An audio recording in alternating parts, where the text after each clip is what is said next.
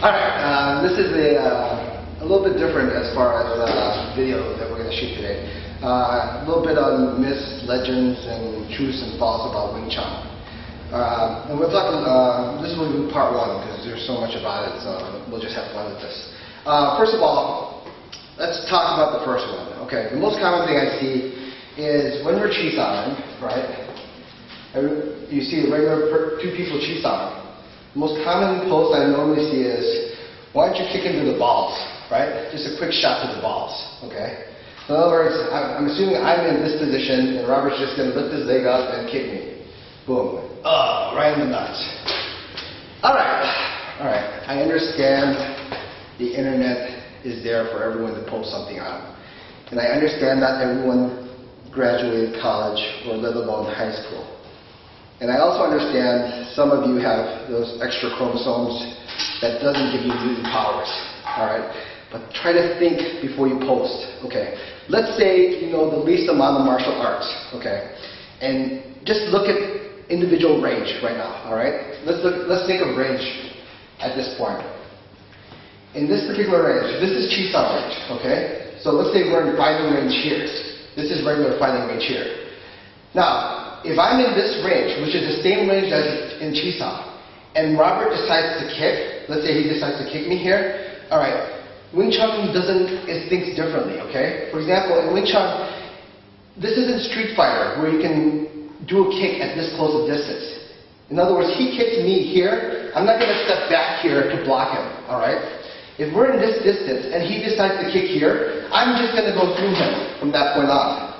Alright, so the same thing happens when we're in sticky hand range. If we're in this range, and common sense dictates using basic logic, he tries to kick me in this range, even if I don't use any kind of sticky hands.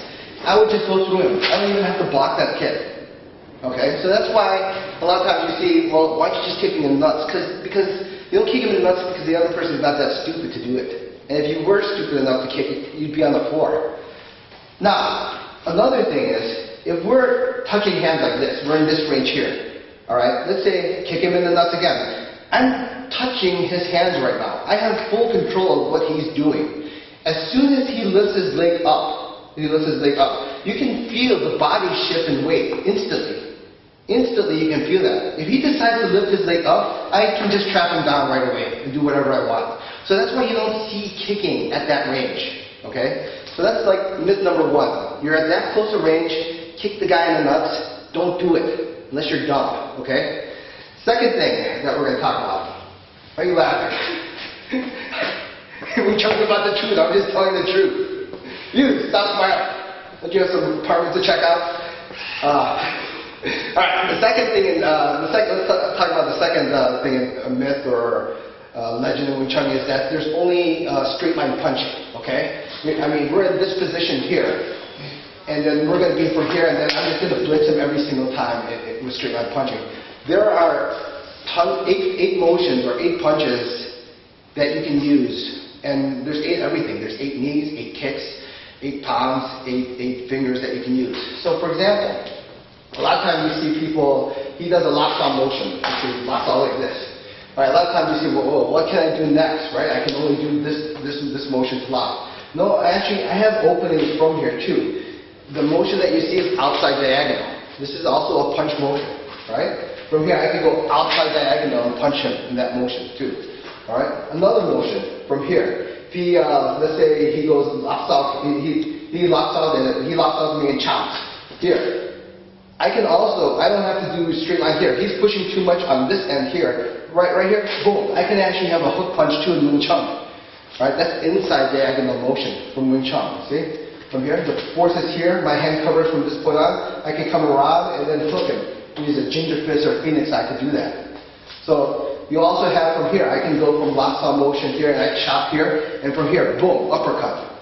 So there are all these different kind of punches that you can actually apply in Wing Chun. It's not just straight line punches that you have to do when dealing with stuff in Wing Chun. So you have to be able to look at certain things from a different perspective as far as what you can apply.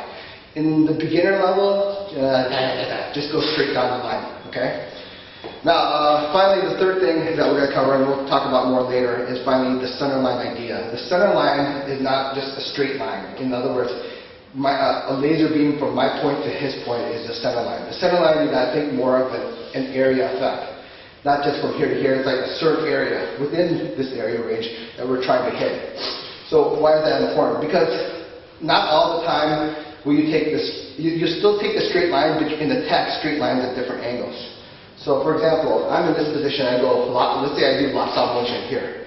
Okay, actually he lots of again. Okay. Now you look like, this is the basic thing, I'm going straight line motion to do, from this point on to do a lots of motion. But you can take different angles to actually make it tough on your opponent to block and still take a straight line from that. So instead of whipping from this motion here to the inside whip, I do that same motion here, but notice here I cut at an angle this way. Alright, so for example, he could be here and he locks us, lock. Just keep locking. Lock, lock, lock, boom. There, instead of going this angle, I go this angle to cut towards him. Alright? I can do something else different. There's so many angles. You have 8 different angles to choose from that still go straight down the line. He locks out again.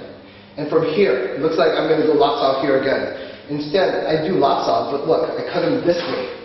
So from here, I can go lop, lop, lop, lop, boom, across. Covering my line here and then hitting him in the ribs with the phoenix eye this way. Right? You just have to be creative and see exactly how the center line works, and there's many different ways to apply it. One more. We're in this lop stop position. He's lop and lop, right? From here, a lot of times you think, oh, why pock punch here? Well, pock punch is okay, but there's a dead gate here that needs something ready to block. So instead of going pock punch at a straight line angle here, I use this motion here. His structure is weaker at this point. I use this motion here, and then what? Bounce out punch into him at a different angle. Right? See? Notice, here's a straight line this way. I use his structure here, and then the end with the bounce out punch.